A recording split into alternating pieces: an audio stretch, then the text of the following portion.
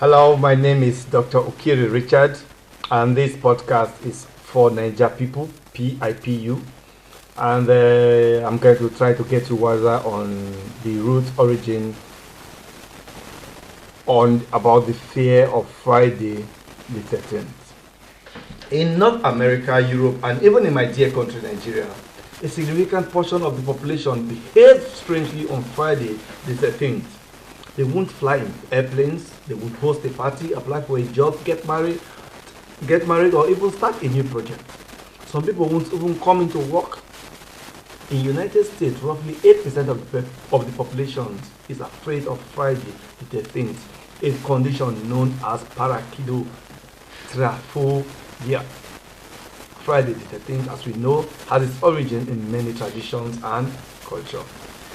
The superstition surrounding Friday the 13th is actually a combination of two separate fears. The fear of the number 13, called the thge, and the fear of Friday. The most familiar source of both of these phobia is Christian theology.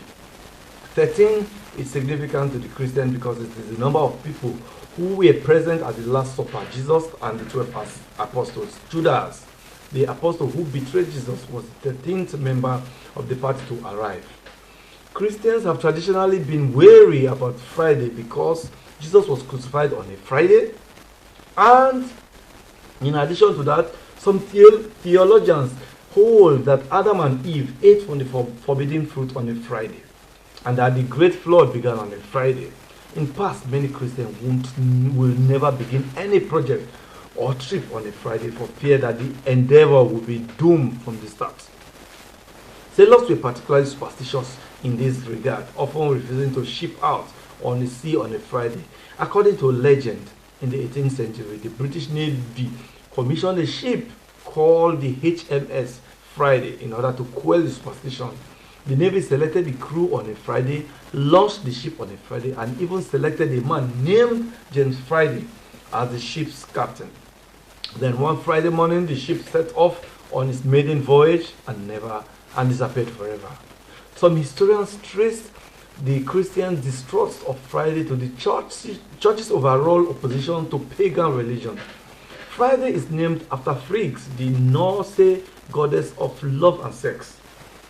This strong female figure, these historians claim, poses a threat to male-dominated Christianity. They fight her influence. The Christian church characterized her as a witch, vilifying the day named after her. This characterization may also have played a part in the fear of the number 13. It was said that Friggs would often join a coven of witches, normally a group of 12, bringing the total number to 13. A similar Christian tradition holds that 13 is unholy because it signifies the gathering of 12 witches and the devil.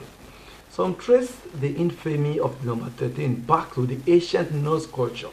In Norse mythology, the beloved hero Balder was killed at a banquet by the malevolent god Loki, who crushed the party of 12, bringing the number to 13. This story, as well as the story of the Last Supper, led to one of the most famous entrenched connotations of the number 13. You should never sit down to a meal of a group of 13. Another significant part of Friday the 13th legend is a particular bad Friday, the Friday that occurred in the Middle Ages. On a Friday the 13th in 1306, King Philip of France burnt the revered Knight Templar at the stake, marking the occasion as a day of evil. Some people come to fear Friday the 13th because of misfortune they have experienced on that day. If you are involved in a car accident on Lagos Benin Express Road on a Friday the 13th, or you use your wallet, that day is doomed and is bound to stay with you. If you think about it, bad things happen, from spilling your coffee, throwing your pot of soup, as well as more serious problems. They happen all the time. So if you are looking for a problem on Friday the 13th, you are definitely going to find one. I have definitely gotten you wiser on this topic. I require you to give me some ideas to put on my podcast series. The website is www.nigerpeople.com. Stay blessed. Bleep.